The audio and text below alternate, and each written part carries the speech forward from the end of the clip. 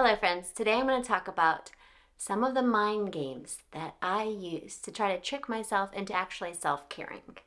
And the reason I'm sharing that is because burnout is real. Teacher burnout is real, it happens to the best of us. Mama burnout is real. I'm not sure if that's a thing you're allowed to talk about, but it's real and it happens to the best of us. And I know I'm not the only one who's wildly passionate about what I do as a teacher, as a mom, as a citizen of the world. And I want to be able to preserve that passion in a peaceful way. I want to practice that in a sustainable way that creates peace not just for myself but for the world around me. That's one of the reasons I've named the YouTube channel How Do You Teach That? Practicing Peace and Passion, is because I'm crazy passionate about what I'm doing. Wildly passionate about it. But I'm also wildly passionate about creating peace, creating a peaceful space in my classroom, in my community, creating a peaceful heart in my own self, creating a place in my family where it's peaceful, where we can solve conflicts, not just not have them or push them down or anything, but be able to solve conflicts peacefully. And in that sense, to create the opportunity for that to spread into the larger realm of things. You know, I'm not able to influence the whole world, but I am able to have some influence on the people that I have a relationship with. And one of those people is myself. And so I'm trying to figure out how to take care of myself, how to practice that peace in myself. I got the passion down. I can practice the passion, but I want to practice it sustainably and peacefully. One of the reasons I'm making this video in February is because I tried to make it a couple different times in January, and I didn't want to say anything that's not true. And so I would have like goals that I'm setting for myself in January and then make a movie about my goals, and then by the time I get to edit the video and put it up, that's not what I'm doing. That's a lie. And I don't ever want to be, I don't ever want to be dishonest. I want everything that I'm saying to you guys to be genuine. I couldn't post the other videos because I wasn't taking care of myself. So what I'm posting now is tricks that I use to try to trick myself into actually self-caring. So one of the first questions is, why is this so hard for me? Why do I have to trick myself into self-caring? And I believe I'm not the only one who has a hard time taking care of myself. And we might all come at it from different angles and different perspectives. And so there might be different reasons why you're having a hard time taking care of yourself. But for me, I don't think that it's because I have a poor self-esteem. I do believe that I am worth taking care of. The second thing is, I do understand academically that if I don't take care of myself, I won't be able to take care of my children and my students and my life around me. I understand that academically. I'm not sure I practice it very well, but I do understand it. I think one of the things is that I like accomplishing things and fixing things and getting things done. I always have 100,000 things to do, and quite a few of them are on my to-do list. And I don't ever get around to the part of taking care of myself, which seems like kind of like a vague, never-ending task. So part of what I'm going to tell you about during this video is how I'm shifting my mindset a little bit to make self-caring a more accessible, step-by-step kind of thing that I can feel good about accomplishing. One of the ways I'm doing that is I'm writing down in my to-do list the little parts of my self-care that I need to do that day. So one of the other things that's weird about me is that I have a bit of a rebellious streak. I'm not the only one that's got that either. So if I say to myself, even if I am the one making up my own rules, and even if the rules are very legitimate and of course they're for a very good reason, and I say no gluten, no sugar, no junk food, blah, blah, blah, blah, blah, no processed food, I can do it for about 2 days. And then on the third day, I'm like, who does she think she is telling me no? Even though I'm the one that said it, and I said it for a very good reason. And I could even list all the reasons. Like it affects my sleep, it affects my joints, it affects my stomach, it affects my skin, it affects my weight, it affects my mood, all kinds of things. Even though I could rattle off all the reasons to myself, by that time the rebellious streak has come in and I'm already eating the Cheez-Its and the battle's lost for the day. So what I have started to do is I have started to shift my mindset a little bit from no and no foods and none of that today to yes days and yes foods. Now that might seem kind of silly, but it's powerful. So there are things that I can say yes to, things that are truly good for my body, that actually make me feel good for real. Not feel good just for a minute, but feel good for real, that make me sleep well, that make me refreshed, that make me restored, that make me able to move my body and be flexible, that make me feel well. Those are the foods that I want to say yes to. So, I actually have something that I've started doing called yes days. So that means yes foods, which means to me, for my sake, low gluten, low sugar, low processed food. And that's the Y is for yes foods. The E is for exercise, which is so important. And I'm going to talk for a few more minutes about that. And then S is a smoothie, a green smoothie. Now, the green smoothie, I put a recipe in a different YouTube video, and it's really helpful for me. I mean, so helpful for me. It helps my body digest food well. It helps my body feel full. It's delicious. It's my favorite color. It's bright green. It's absolutely delicious. It doesn't taste like vegetables, but it's mostly spinach. And then it has some fruit and it's really good. So check out the video if you want the recipe. But I still have such a hard time doing it because it takes a few minutes to put it in the blender. So I need to put that on my to-do list for the day. I need to put YES. And I don't even have to write out yes foods, exercise, smoothie because that takes too long. But I can put YES and I can put a little check mark by them when I get them done. I get them fixed. I get them accomplished. I'm like, cha-ching, got that. And y'all are going to think I'm crazy, but I talk about with my students, like, you get 10,000 cool points if you can use all 4 of these, sophisticated multi-syllable words in your paragraph.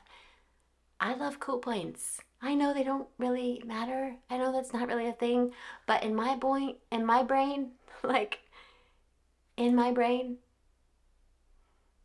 I love to give myself cool points. So I give myself cool points if I have gotten yes days. If I've gotten all 3 checks, I'm like feeling so great. So it shifts from a no, no, no, no, no, no, no, no, no to a yes, yes, you did it, yes. Wow, you're so cool, Jessica Roberts. So I'm weird, but that's okay. It shifts, it helps me. So I want to talk for a second about exercise. I'm preaching to myself here because there's a lot of times when I'm like, exercise, nobody likes exercise, I'm too tired for exercise, I'm too cold, blah, blah, blah. But exercise, actually, I need it so much because I carry a lot of stress and I carry it in my body and I carry a lot of stress. Even if the day is great, as a teacher, it takes a lot of stress to make a great day. And I am still carrying that when I get home. And I carry it in my shoulders and I carry it in my stomach and I carry it in my fingers and I carry it in my whole body, right? So 2 of the ways that I have shifted myself a little bit is to go on a walk right when I get home. And that I have a little walk route that I can do. And that if I just take a quick walk, it's helping me release some of that tension and stress from the day and shift into a different mindset for now I'm at home. I'm going to not bring any of that stress from the students at school to my children at home. And on my walk, I practice gratitude. I think of all these things that I am grateful for in my day, which is, it's mind changing, it's life changing to practice these things. I'm praying while I'm going. I'm a praying person, but it's hard for me to sit down and just pray. Either need to journal it or I need to be walking while I'm doing it. It helps me focus on what I'm doing and what I'm thinking and what I'm praying for and what I'm letting go. I often do the thing with my hands while I'm walking where I hold my hands up like this. Well, they're by my side, but I have my palms up when I'm breathing in and pushing my hands down, my palms down when I'm breathing out to receive the grace and to release the tension. So that gratitude part is receiving the grace and like practicing noticing the grace, because the grace is there for all of us, whether we believe it or not. The grace and the provision is there, and it is mind blowing to be able to practice recognizing it and then releasing the tension and releasing the stress, releasing the failures. It's kind of like the spirit indwelling and the outpouring of the spirit. So it's the breath, right? And lots of different religions talk about it in different ways. So that's been really helpful for me to practice. So when I can do that, when I come home, I'm in a much better place emotionally. And so that helps everything else. Okay, another thing about exercise is sometimes I think I'm too cold. I'm very cold natured and I have some seasonal depression probably. And when it's cold outside, I think, oh, there's no way I'm going out there. If I bundle up enough and start moving my body and get warm, that helps me so much to relieve that tension, because I'm stressed and I'm cold. And so my body's always like, you might not physically see me go like this, but the insides of my body are all tense all the time. And so even in the summer, because of the air conditioning, I'm cold. So I'm like, I need to be able to get warm, and it helps my body relax. Also, it's common knowledge, scientifically proven, when you increase your heart rate, you can release stress, and actually you can help protect your heart from the negative effects of chronic stress if you exercise. That's scientifically proven. There's no doubt about it, but sometimes we don't believe it anyway. So every time I exercise, I'm like, wow, I actually feel good. That's really nice. Yeah, I could get used to this feeling. I feel really relaxed. Oh, wow. So I love feeling relaxed. That's what I'm like longing for. I'm like, feel relaxed, feel relaxed, feel relaxed. But like, if I could just exercise, then I feel relaxed afterwards. So come on, Jessica, let's do it. The next thing is exercise makes you drink water. Of course, I can tell myself, Jessica, you need water, you need water, you need water, and ignore it. But if I exercise, I'm going to drink some water, and it feels great, and I love drinking water. So it actually helps me long for what I need, which is great. I can drink more water, I feel more relaxed, and I'm hydrated, and then the rest of my body's working properly. It's great.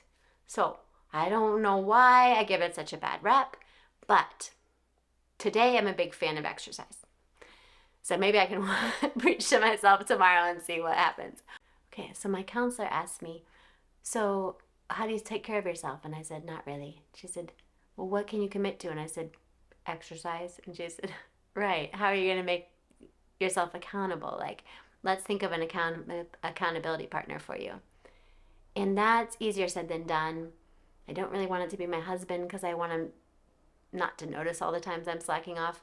And I don't really talk to certain friends enough or talk to them about my exercise enough. When I do see them, I don't necessarily want to talk about my exercise all the time, even though I have great friends that would love to help me out in that way. So if that was the case that I needed, I could do that. But what happened is that my son wanted to stay up an extra half an hour, and he's older, and he certainly should be able to stay up an extra half hour. That was a reasonable request. And I said, but I need that time for myself to exercise. And so if you're up, I feel like I got to do something for you. And he said, no, no, you don't have to do anything for me. I'll just be really chill. I'll play Legos while you're exercising. And that'll be a deal. So I said, okay, all right. As long as you can be chill and you don't need anything from me, then you can stay up an extra half hour. I'll do my exercise during that time. And then at the end, I'll just say, okay, good night. And you'll say, okay, good night. And we will be done. And he has been great about it. And so each time he'll say, okay, you gonna exercise tonight? Because not only does that help me, and he likes helping me, he's really sweet and kind, but also he gets to stay up an extra half hour.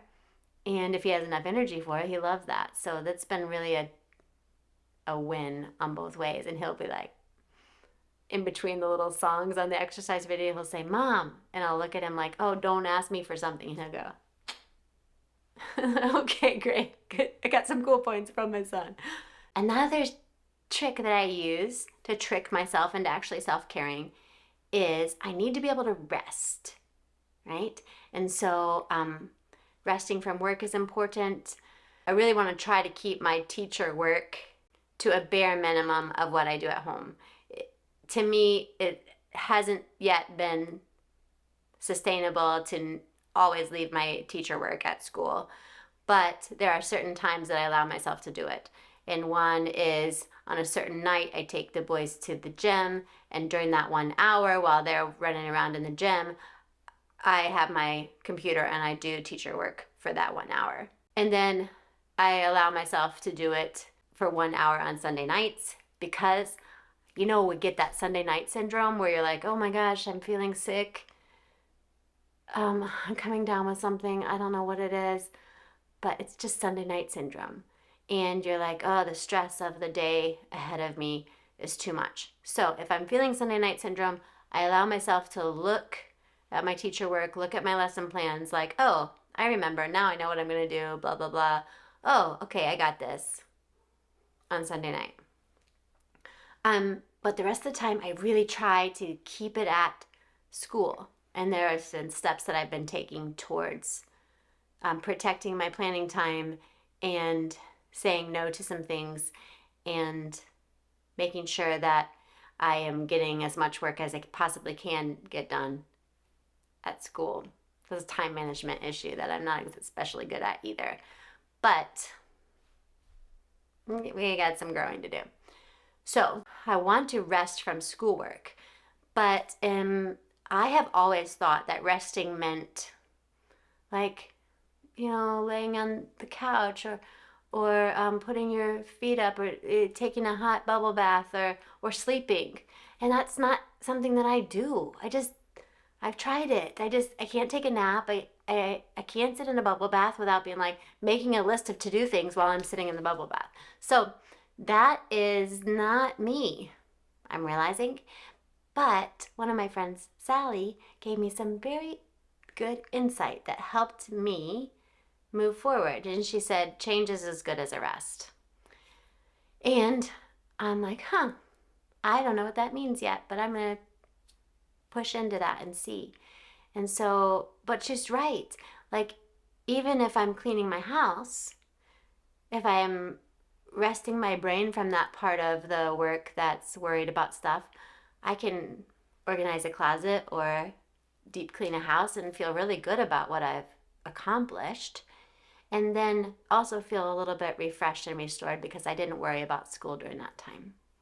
I can work in the garden. I can do some things around the house or play with the boys or whatever it is. Change is as good as a rest. I'm realizing that I need, not only do I need rest, and I can't just ignore my need for it, but that my rest might look differently than other people's rest. So that's helping me. Another thing that's helping me take care of myself and avoid the burnout. It's almost like the burnout comes at you and you have to do some jujitsu move where you're like taking that stress and just let it go by. So the stress of like, oh, I got to be a better teacher is coming at me, and I let it go by. But in the same breath, I want to be a better teacher. But I don't want to just be staring at my lesson plans all day. But here's what I have noticed. Learning something new helps my brain feel awesome. Learning something new scientifically releases dopamine in your brain and makes you feel good. When you accomplish a task, when you learn something new, when you're like, haha, I just did something challenging. Oh, I figured something out. That is fun. It makes your brain happy, which in turn makes your whole body happy. So I have tried to side shift that stress of, oh, I've got to learn how to be a better teacher in order to learn something new.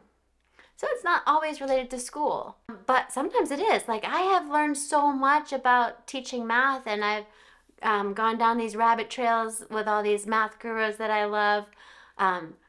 Kathy Fosno and Pam Harris and Berkeley Everett and Graham Fletcher and a whole bunch of other ones and Annalise Record, and like, oh, I didn't know you could do that. That's so fun. I'm going to try that game. And then I come in and I'm passionate about it with my students. I'm like, you guys, I just learned something last night and I didn't know you could do this in math. These numbers are so fascinating how they fit together. I didn't know you could rearrange these things and make them fit together in different ways. I can't wait to teach you. And then of course, my students are like eager to learn because the teacher is excited. You know, they think I'm a little crazy sometimes, but they're excited. They're crazy right along with me. They think crazy's good. So I'm learning something new. Now, it's not always about school related, but often it is. I love learning how to teach math and learning how to do different science experiments. And like if I have a science concept and I'm going over the lesson, I'm like, okay, we got to teach this vocabulary and this vocabulary, and I think that might work like this. But if I learn about it and learn about how sound waves travel and find out more, like more in depth than what I'm actually going to teach, what I'm actually supposed to teach, but find out how records are made and find out how sound waves can travel even through a Tesla coil. One thing I think I am figuring out is that some of the stress that I have as a teacher is that I might not yet understand the concept fully enough that I am fascinated by it and wondering about it. Dr. Montessori talks about if the teacher, in order for the teacher to be prepared, she needs to be full of wonder. And once she's full of wonder, then she's ready. And I think that's really powerful because being full of wonder is fun. Being full of wonder means you've just learned a whole bunch of things that you didn't know before. Being full of wonder also, because of that, just means that your brain is full of dopamine. And being full of wonder is contagious because you can go into that classroom and say, whoa, I just found out something amazing.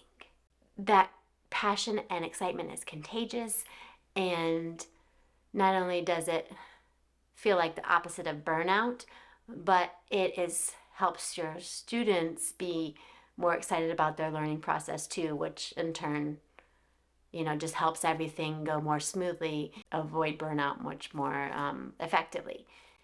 Also, even if the stress is related to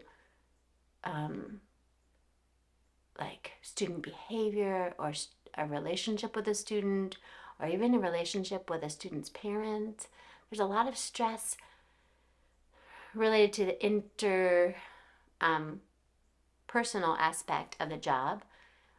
What if some of that stress could be, what's the word, sidestepped? I don't know what the jiu-jitsu word for it is, but what if some of that stress could be sidestepped by wondering about it?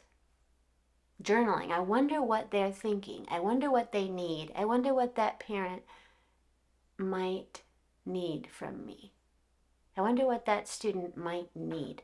I wonder what that student has experienced that triggers them in that way.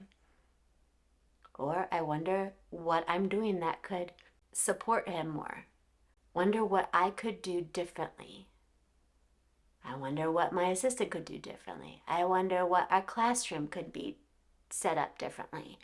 I wonder, and just kind of filling that brain space not with, oh, I can't believe it, this is not working, into saying, I wonder.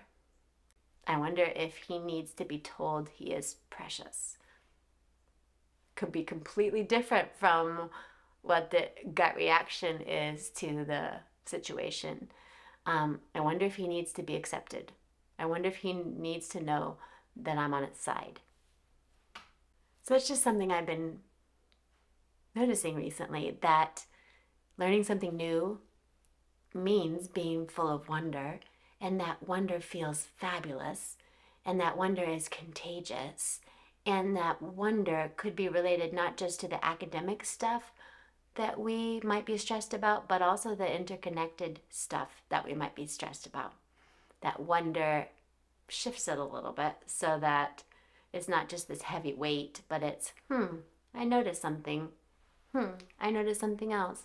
I wonder. For me, I also like to learn something new that's not related to school. Like, I love to learn Spanish. And I don't know if you have access to Brain Pop, but in Brain Pop, they have all these academic core concepts that are visually presented and they're kind of fun. And they have it in English, but they also have a Spanish version of Brain Pop. So I can watch it in English and learn something new about electricity, and then watch it in Spanish and then learn a whole bunch of something new about how you would teach electricity in Spanish. And it's refreshing my brain. Another thing that I have learned that helps me self-care is, and not just the accountability of my son, but like, there are a lot of people who love me and they want me to take care of myself because they love me. My mom and dad, my husband, my kids, my friends, they really want me to take care of myself. Even people that don't know me very well, like Officer Burrow at the Memphis Rocks gym, she wants me to drink a green smoothie every day. Something that's important to her, and I'm important to her, and so she's asked me if I've been drinking a green smoothie.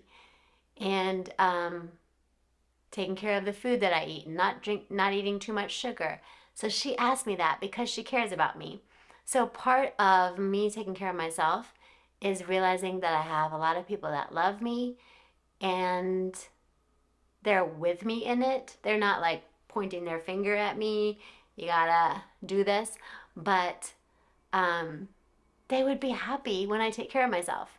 It's not a codependent thing like, ooh, I have to make them happy, but we're in this together, and I would love to take care of myself and bring them joy at the same time. So that's something that I've noticed is helping me shift my brain a little bit into taking care of myself. So I hope that you, as you're listening to this, have heard some things that have helped, that might be helpful to you. Or maybe they're just helpful for a laugh. Maybe I'm just a weirdo and none of these things are tricks that you need to use. But if any of these are tricks that you think you might use, please put it in the comments below. If you have tricks that you're like, hey, Jessica hasn't thought of that trick yet, I might need it tomorrow. So please share it with our community. I'd like to be able to open up the conversation to how you've avoided burnout and how you have taken care of yourself and what has helped you sustain that over the long haul. Thank you, friends. I'll see you later. Bye-bye.